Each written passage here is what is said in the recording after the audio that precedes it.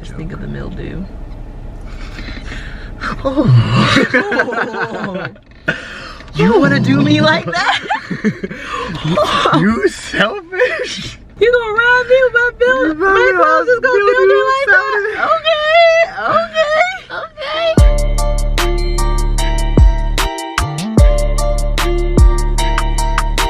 Okay. Hey, welcome to the Cole Life. We just got out of church and we thought we would take you guys somewhere special and show you this big news that we've been talking about. Quick, if you haven't, comment, like, subscribe, look at our channel, check us out, and let's go for a little drive. Let's go.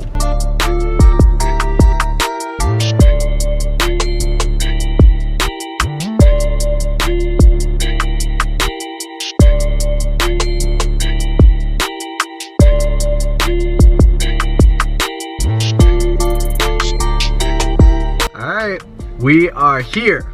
But first, story time. We want to give you a little bit of background of how we got to this place and why we're here. And it all starts years and years ago. Oh, I was a young boy. No, here we go. I think for me personally, I'll speak for me.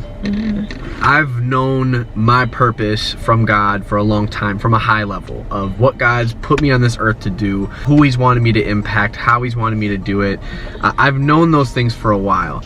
And because of that, for example, owning my own business or being involved in ministry, etc. But regardless of knowing what He has for me, the timing and the fear of actually going out there and doing it was very real. I was the type of person to do a ton of research. So for the 3 years before actually starting my business, I was researching, I was analyzing, I'm learning, I'm pulling data, I'm asking people, I'm building mentors around me. But I never had enough faith to actually make the jump. I would know so much about the thing and have every tool and knowledge and capability to do it, but I was too afraid to move. I was stuck in what we call analysis paralysis, right? And just couldn't move. Fast forward to last summer, and I think there's times where God just makes it abundantly clear that an opportunity and a door is opening and it's time to walk through it. And last summer was that time for us. So a lot of stuff was transitioning in our life and we didn't even really see all of it coming. A lot of things that we wanted to do, we knew that it was time to do. A big one was Brian starting, well, I guess we both start our, flipping business, but it was mainly like this is Brian's passion. So God told him that it was time to start. So that was a huge transition of us getting our first flip, which that was a whole learning process within itself. And that was a huge transition for us. But then also we had the opportunity of potentially moving. And honestly, when we first bought our house, we were like, well, I would say for you, Brian thought that we were going to stay in our house long time. I would say for about 5-7 years. I don't know why, but God, in my spirit, I felt that He was telling us that we weren't going to stay there long. Like, it was weird. I loved our house, but I didn't feel like it was our house.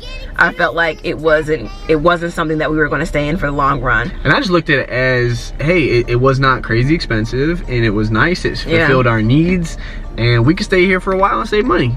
Yeah, and honestly, it was a good house. I loved it, but I just kept feeling my spirit like this is not some place that we're going to stay. Like, I shouldn't get comfortable. I don't know. It was weird. It wasn't like anything happened where we got some sort of change in our finances or anything like that.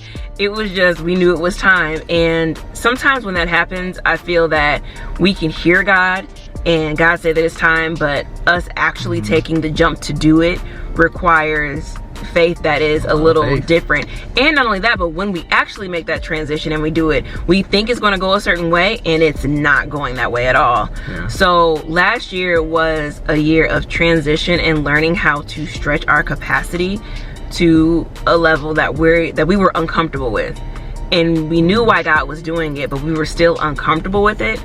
But we know that it took us to a different level spiritually, mentally, and even us relationally, of learning how to handle what God is trying to do in our lives, because we know that it's at a higher capacity than what we're doing now. And I think for me, I knew it was God's timing.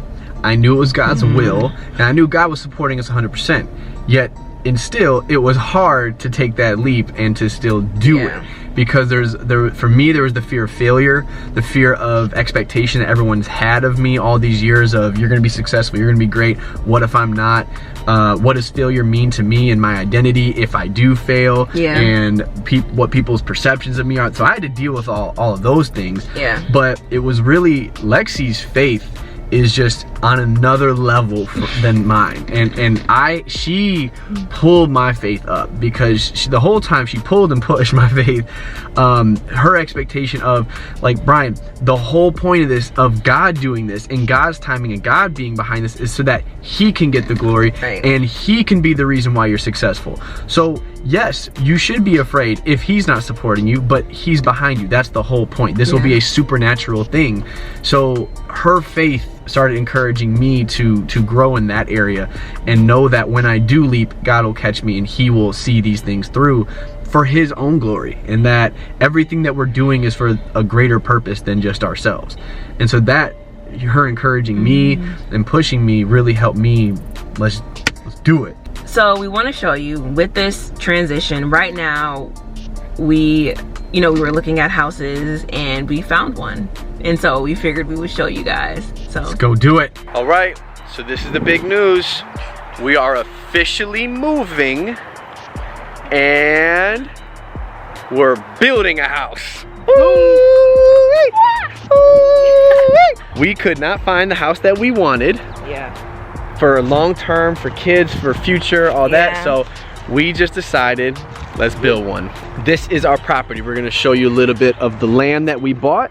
There's a long testimony story of how we even found the land, the timing of all of it. There is a really long and incredible testimony of how this all happened and came into play. The timing of everything, the finances, every piece of it just perfectly came into play. Even, like she said, down to the location. There's only 2 plots in this entire neighborhood that are available to build on.